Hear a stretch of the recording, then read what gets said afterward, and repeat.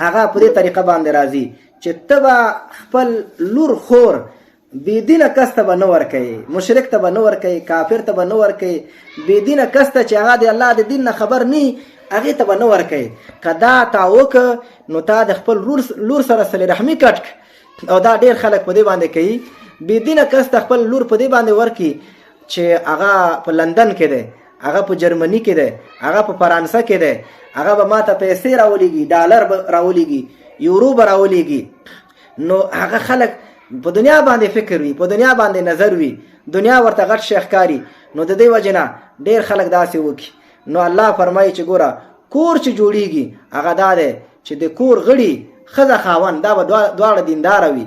ستا لور ده دا به بېدینه کس ته نه ورکوي، ځکه زنانو کې د انفعال ماده ده چې خاوند څنګه یي دی هماغسې جوړیږي، چې خاوند بېدینه یي دا هم بېدینه کېږي. او که چېرته خپل بچي ته ته واده کول غواړې نو ته به دینداره ښځه ورته ګورې. نبي علیه السلام فرمایي چې خلک چې ودونه کوي نو دا د نسب په وجه باندې کوي، دویم د جمال په وجه د ښایست په وجه باندې کوي، او دریم چې د دین په وجه باندې کوي. یو صحابي ته فرمایي فاظفر بذات الدین تربت یداکا. نبی علیہ السلام فرمایي چې دین والا باندې ځان کامیاب کا، ښایست ته مه ګوره چې دا والا ښایسته ده دا خپل بچي ته کومه او دا ښایسته نه ده.